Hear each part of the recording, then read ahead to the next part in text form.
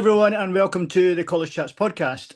Well, if you've been listening to this podcast for any time, you know we have more than a passing fascination with the life and times of Lane Kiffin. Last week, we heard from our guest who had a view from the Mississippi side of things. And in this episode, we talked to our guest whose view of the Kiffin debacle was from across the Mississippi in Baton Rouge. However, first, we are the chaps. I'm George, and after the negative reaction to last week's introduction, I'm a little nervous about introducing Ollie and Alex, so here they are, the Wyatt Earp and Doc Holliday of college football co-hosts. How are you both? Really well, thank you, George. Pac-12 announced its schedule for the 2026 season last night. I am buzzing to have Pac-12 football back. I'm buzzing to have North Dakota State in the FBS in the Mountain West. Lots of exciting stuff that we don't usually get happening in February, which kind of seems right. That's the way it should be after the off-season, starts the off-season that we had, which we're going to talk to our guest about extensively, which, again, very excited about. Yeah, it just feels like there's lots of chaos. So business as usual for college football. Indeed, the chaos never stops. Our guest covers Louisiana State University for the Advocate in Baton Rouge, so has had a front row seat as the hottest coach in college football arrived off that plane in Louisiana in what seemed ages ago. While our first question should be if Kiffin's accent has changed since his move south, it's awesome to welcome Wilson Alexander. Wilson, hi, how are you? I'm doing well. Thanks for having me, guys. I haven't heard his accent change yet, not necessarily, but this weekend he's the co-grand marshal of Endymion, one of the big Mardi Gras crews in New Orleans. So maybe after that, something will have changed. I like the fact you said yet. So we're just in anticipation. We're hoping he's going to introduce the family at some point. I think that would be great. So let's take a step back, Wilson, because I contacted you a little while ago, really just to get sound out what you were thinking about what had been happening in Baton Rouge, because in all honesty, that was the biggest story of college football throughout the season, and what was possibly one of the best college football seasons we've ever had. But Kiffin did dominate it in the way that he likes to dominate these things. But let's take a step back and talk a little bit about Brian Kelly. I listened to Paul Feinbaum last week, and he did a little bit about the fact that Kelly did that Monday call with him. Every Monday he did something, and that, to me, that always seemed to go quite well. But now that Brian has disappeared off into the wild blue yonder, Paul was kind of letting loose that it wasn't quite as happy-go-lucky as he made it out to be. You were on the ground. You saw what it was like with Brian Kelly. Where did it go? Where did it go wrong for him? A couple of things from talking to people around the program who were here at some point over the past 4 years. They kind of identified one, I mean, the recruiting wasn't what it needed to be. You look at LSU's roster this past season, the 2023 recruiting class, which was Brian Kelly's first full cycle as the head coach at LSU, really did not pan out. Whit Weeks was a starter. That was about it out of that class. A lot of guys left, and then they tried to supplement through the portal, but the offensive line wasn't any good this past season. And so you had those things on the field that were a problem. They weren't physical enough. They weren't able to run the football. But in the building, staff members and coaches and such over the past 4 years described somebody who was just kind of a little too detached. And there were multiple staff members who didn't mind Brian Kelly's style, who liked him as a person, enjoyed their interactions with him. There were multiple people who emphasized that. But then there was also comments about one staff member joked it was like, "Where's Waldo?" They just never saw him. They or at least not enough, not regularly enough to where they felt like there were true connections there. There were players who complained to staff members and coaches about that kind of thing, about how the only time they really heard from Brian Kelly was when he was yelling at them. And so that was sort of where some of the things in which he went wrong. When you take a step back and look at it, I mean, there was always those concerns about cultural fit in Louisiana. How was Brian Kelly going to fit in here? And it would have been fine if he had won. Let's make that clear. But there was this sort of very business-like sort of sterilization of LSU football, which is a program I think we all think of as got a lot of swagger. That's kind of the identity of the place. And LSU sort of lost that. There was somebody a former athletic official who said, I don't know if y'all saw this, how LSU's branding around the program was the path, was what Brian Kelly called it. they were like, that took us so far away from like what LSU football should be. So that's some of the things where people thought he went wrong. It was really interesting because I thought at the time the hire was made that it didn't make much sense. He's a Midwestern guy, always been a Midwestern guy. Coming up through the state of Michigan and obviously coaching in at Notre Dame. As you say, it didn't feel like the fit was right with the lack of swagger. It was almost too straight laced for LSU. Like, and yeah, the greatest team of all time. I think the one thing that a lot of people remember them for were those hype videos that they had, and you couldn't see that with Brian Kelly there. Did he ever really fit in, or is it just never going to work from the start?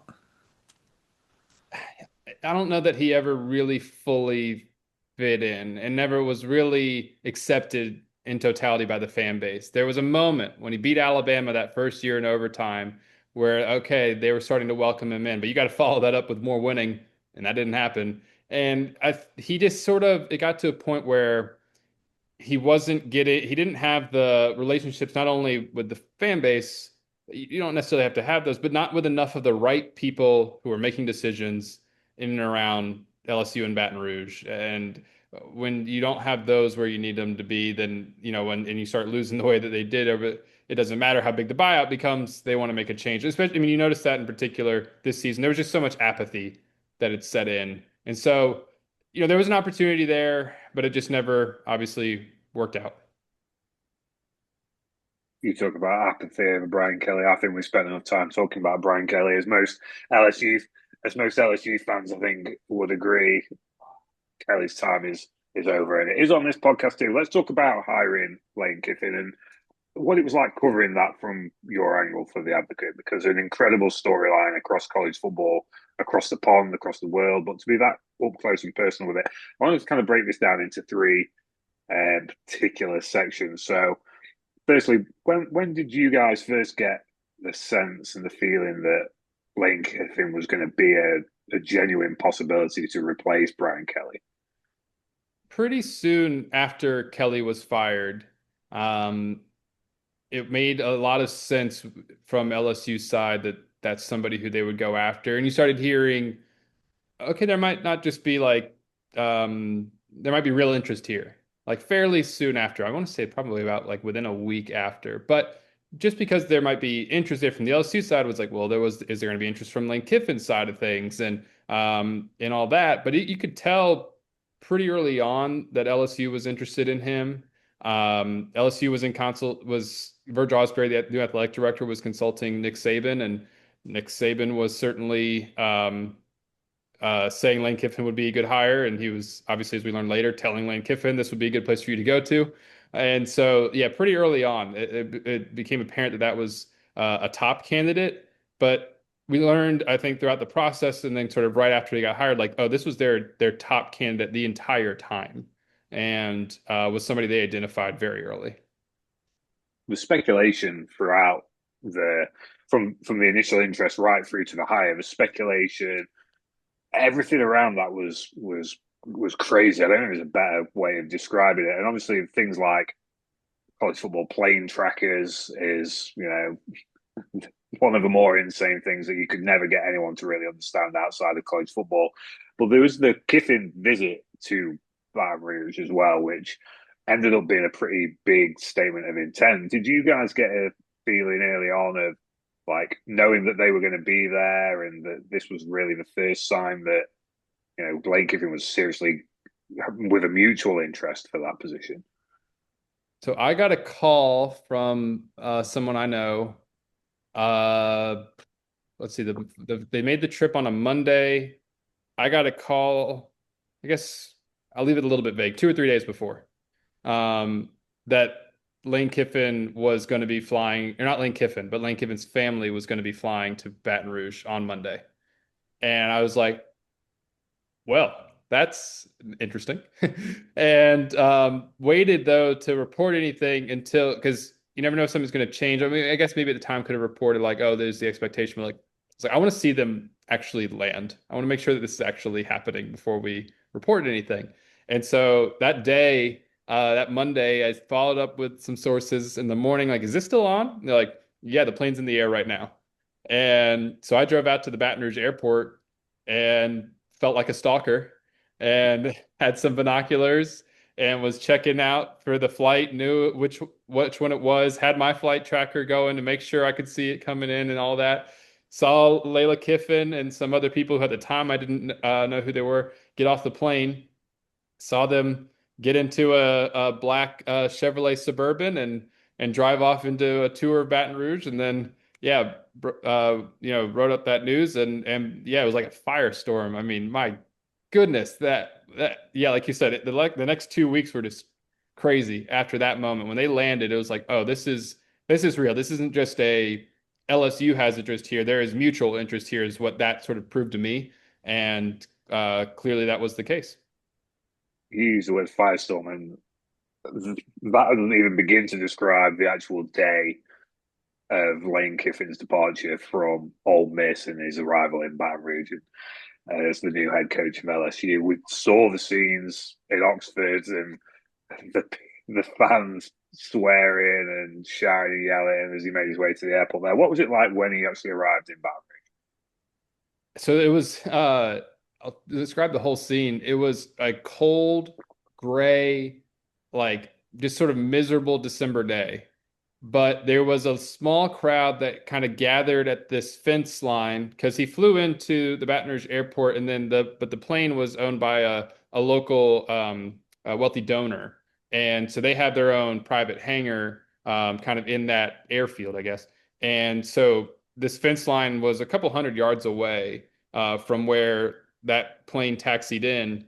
I I think after there was so much interest on his flight, his family's flight a few weeks earlier, and we were able to see them at the time getting on. This time they pulled the plane all the way into the hangar, so you couldn't see exactly who was on the flight, which made sense, especially because they had brought all these coaches with them, and and there was a lot of people waiting in that hangar for them. Yeah, they get off the plane, and all those people who are on the fence line, and there was a couple dozen maybe. I don't know an exact number, but less than 100. And they all those people sort of, when they realized that they weren't then going to be able to get a good look at him there, went over to the driveway out of that private hangar and were just swarming on either side of that. And then as they were driving out, Lane Kiffin, I think maybe a lot of people might have seen this, maybe y'all did too, lowered his window and gave them like a fist pump and everything. And you didn't know exactly where he was because it was like black tinted windows until he rolled it down and like gave them a go Tigers, and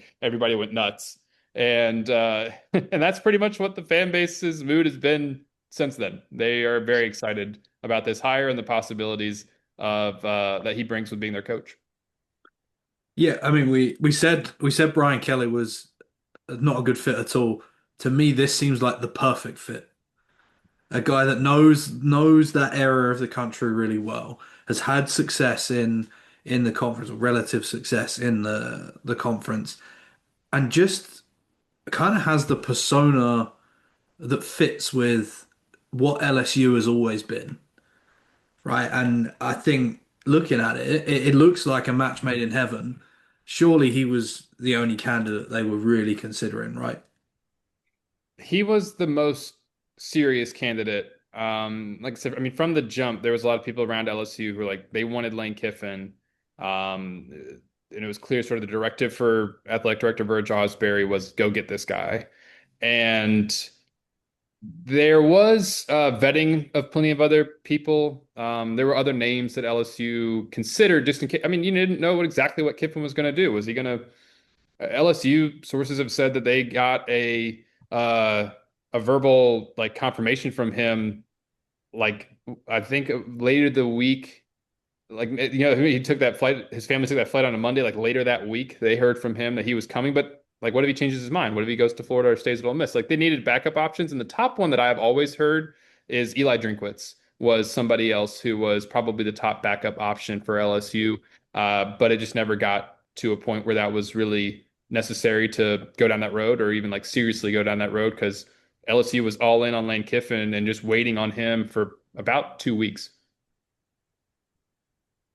we're gonna talk about the expectations at LSU, but before we did that, Wilson, I wonder if you would care to frame what LSU is like as an institution, because I know you cover LSU, but you're also hugely familiar with the SEC, and as I know from meeting at the national championship, very familiar with college football. It strikes me I was really lucky to get down to Baton Rouge last year for a game, and it does strike me that it's different down there. Do you would you say that LSU stands alone in that respect? And I'm trying not to use the word crazy, but there is. I mean, as you get further down the country, the kind of levels of crazy. Once you get to the SEC, it all goes a bit mad.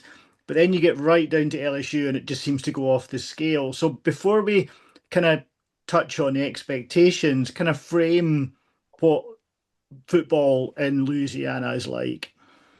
Football in Louisiana is one of the most important things in the state. And it is one of the things that people are most passionate about. So being the head football coach at LSU it's one of the most important jobs in the state of Louisiana. And it's an interesting place because politics and sports, Louisiana LSU sports specifically, intertwine a lot. That's part of what makes it kind of crazy sometimes. Like we saw the governor going off in a press conference that was supposed to be for SNAP benefits. Nobody remembers what he said about SNAP benefits, but they remember what he said about college football. Uh, and there's a fervor around it. There's such a high level of passion. I mean, there are people throughout the state of Louisiana who care about LSU football. You get up into other parts of the state, and their NFL team might not be the Saints because they're not all that close to New Orleans, but their college team is still LSU. You find that up in like Monroe and Shreveport in some cases. And so, yeah, LSU football is a absolutely huge deal. It's a driver of the local economy, and it is one of the things that people are most passionate about. So that sounds as if there's a lot of pressure on Lane Kiffin's shoulders.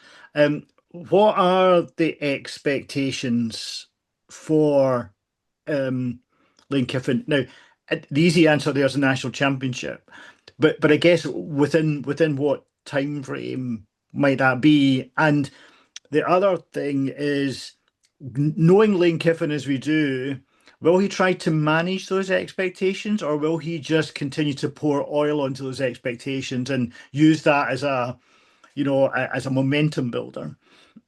The expectations are going to be to very quickly be in the college football playoff.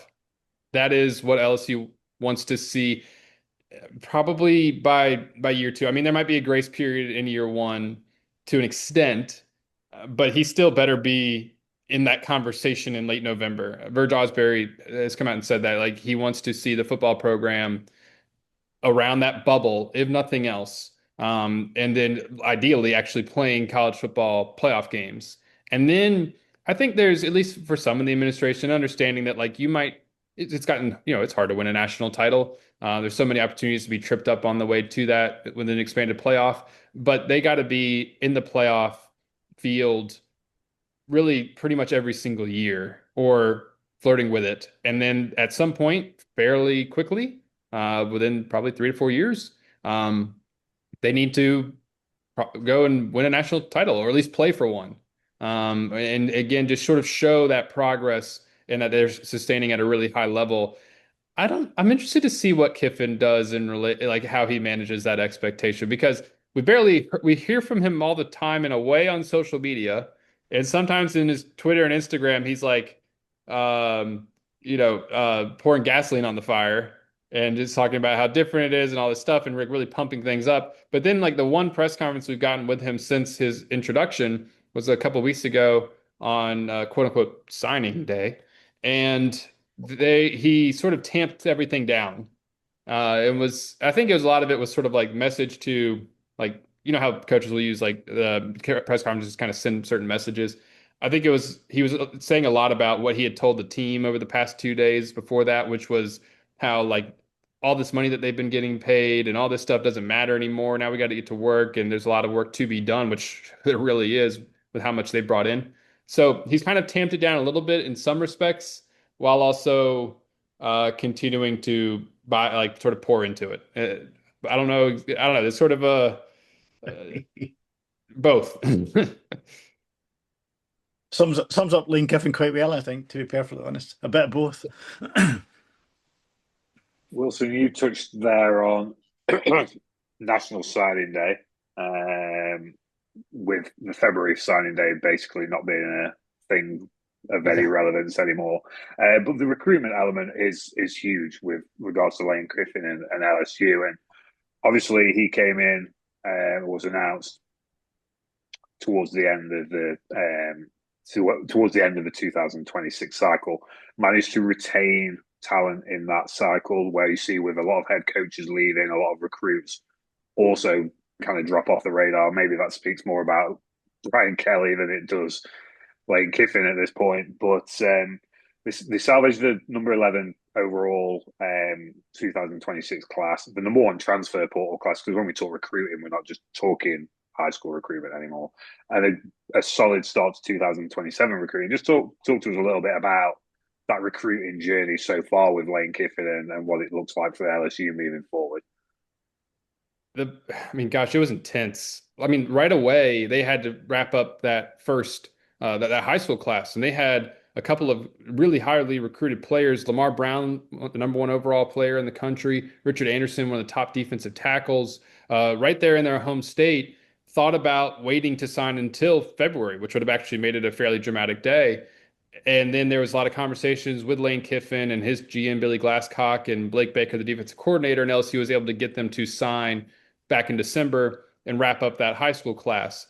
But then there was just weeks of sort of getting ready for the transfer portal. And then once the transfer portal opened, I mean, my goodness, LSU signed 43 new players. When you combine that with what they brought in through high school, they've got 59 new players on this roster. It's the most drastic transformation of the roster that we've seen at LSU. Obviously, this has become fairly commonplace in college football, but that hadn't happened to that degree down here. And so it was like a tidal wave of news just about this guy's on campus to visit, and this guy, and this guy, and this guy. Now this guy's signing, and then obviously he flies to Knoxville to catch Sam Levitt before he goes to Miami, and he flies to Atlanta to continue to meet with Jordan Seaton as he's making a decision. They end up getting both of them. They get three of the top five players in the transfer portal, regardless of position, and they have, at least from my vantage point, like on paper, they've addressed all of the needs that they had on this roster as well as they could based on what was available.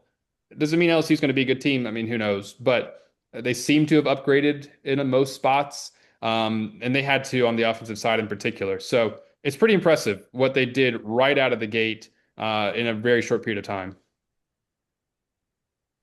Yeah, looking at this much changed roster going into the 26-27 season, that week three return or back to Ole Miss. We saw Lane Kiffin make a return when he went back to Knoxville, and it was pretty crazy. The guy just radiates controversy wherever he goes, so I'm sure that this will be a very mild-mannered, calm affair come week three. I mean, think about this. That Tennessee game where he got the mustard bottle and the golf balls and everything thrown in, that was what, 8 years after he left Tennessee? This is less than a year.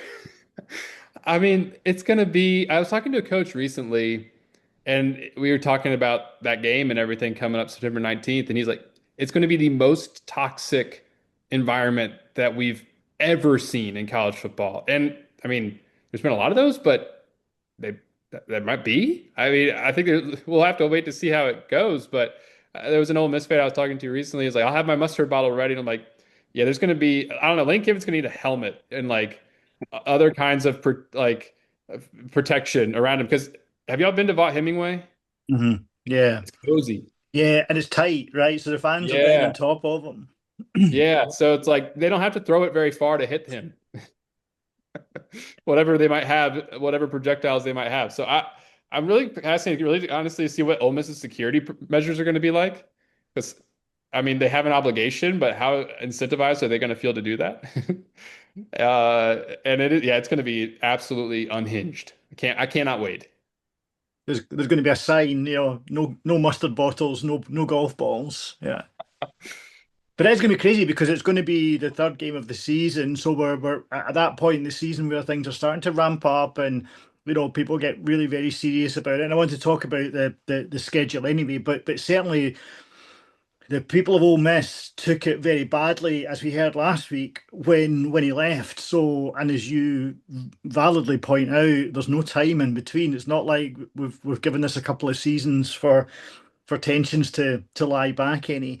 The schedule, from my perspective, appears friendly to LSU in the first few weeks, aside from that game in Oxford.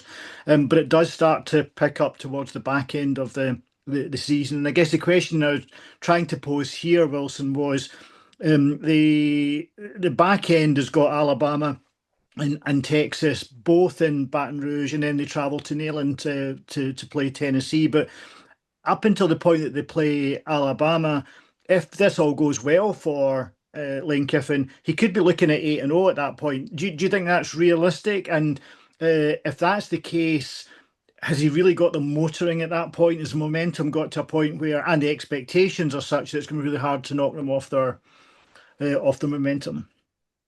I'd be surprised if they were undefeated going into the Alabama game. Clemson, you get Clemson at home, and I don't really know what that Clemson team's going to be like. They got to replace a lot.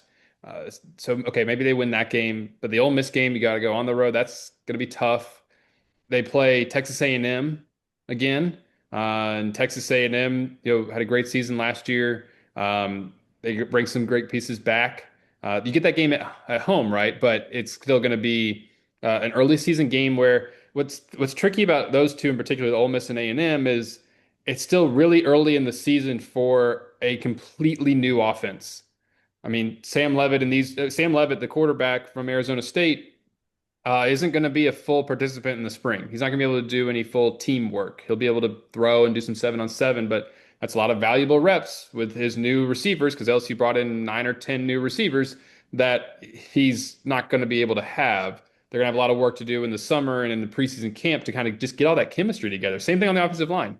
You got 4 new starters on the offensive line, and I mean, a group that has never played together. And so for all that to have to come together and mesh and start to click when the timing and everything, it's kind of a big ask, like early in the season to be able to win both of those big games. Yeah, it softens up in October significantly, even though you're playing SEC teams. It's not just those top tier SEC teams. So I'd be surprised if they got into the Alabama game completely unscathed. But is that one? Is that 2 losses? I'm not sure yet. But to answer your question directly, I'd be surprised if they were undefeated at that point. If they are undefeated going to the Alabama game, then yeah, they're in great shape to keep rolling and make the playoff. Because then at that point, you'll have had 2 months of game reps to be ideally on the same page. Wilson, to excuse me, to end up, we've talked about the expectation for Lane Kiffin or for LSU under Lane Kiffin. A lot of people felt like he left Ole Miss because he didn't feel like he could take them to a national championship. He comes to LSU again. The assumption is he believes he can win a national championship at LSU. This is a program that has won national championships. 2, 3, 4 years down the line, if that's not looking like being the case or that success hasn't been achieved, from a Lane Kiffin perspective rather than an LSU perspective, firing Lane because he hasn't delivered a national championship, is that when you're Lane Kiffin thinking, well, maybe there's a job somewhere else where I can win a national championship? You've talked about replacing Kalen DeBoer at Alabama for a large part of this offseason cycle. Like, do you think that's a conversation that's in Lane Kiffin's future where if he can't win a national championship at LSU within 3 to 4 seasons, there's a real conversation about what that looks like? Gosh, I don't know because I don't pretend to know what's going on in that guy's head. At any given anyone moment. does. But yeah, much less 2 to 3, 4 years from now. I don't know. The one thing about it is if you're Lane Kiffin and you're looking at it, I mean, gosh, you've got so much experience, but this is probably, I don't know. I mean, USC is a huge job too. Tennessee's a big program. Like, but you're going to a place that's won 3 national titles this century. like how much further, like what if you can't get it here, then what would be lacking? Like, you know, like what's kind of where would you be able to go that would give you that chance, give you all the resources that LSU is giving him uh, to put yourself in a better position? I don't know. I mean, Ole Miss that obviously made a great run this season and he did great things there. So maybe he can win it somewhere else. But um, yeah, that's just what comes to mind. It's like if in 4 years he hasn't been able to get it done here, that doesn't give me a whole lot of confidence if I'm another top program like in Alabama that he would be able to get it done there instead. So, but yeah, I have no idea what Lane Kiffin would be thinking. I don't think Lane Kiffin knows what Lane Kiffin's thinking half the time. Very, that's seemingly true, anyhow. We we like to make our guests work on this podcast, so trying to get inside the head of Lane Kiffin might be the more problematic question that we've posed. Listen, Wilson, half an hour flies by on this episode, and we could have talked about him landing at Baton Rouge Airport for the next 2 hours, to be perfectly honest, but we won't because we know you're going to play golf at some point. You said to me that football's over, things get a little quieter. I do know LSU's got a pretty decent baseball team, and it's got a pretty decent what's next? Basketball. Basketball's happening just now. A strong women's basketball team. Yes, very strong. Kim Mulkey. What are you up to? And I'm asking this question because where can our listeners find you? What can they watch out for what you're doing over the next little while before football takes over your life again? Yeah, for me, I mean, it'll be ramping up towards spring football over the next, I guess, month or so. We're lucky at the Advocate. We've got some other my coworkers who do a great job covering those baseball and women's basketball teams. Yeah, there's a huge women's basketball game against South Carolina this weekend. Baseball season, first pitch is Friday night, and they've got a team that's going to try to go back to back. And so, yeah, with my coworkers taking care of those things, I will be relaxing a little bit, and then all in on spring football once that starts up sometime in March. So. But yeah, people can find us at theadvocate.com, NOLA.com, and I'm on Twitter and such at WHAlexander_. People often read it as Whale Alexander and think there's something to do with whales. It's just the middle name. But I understand the confusion. Maybe that's what you have to do in your off time, explain the connection with Wales. It's been great to have you on. I really do appreciate your time. That's all from us on this episode. Thanks to Wilson, Alex and Ollie for their awesome conversation. Thanks to you for listening, supporting us. Stay safe and well, and catch you all next time.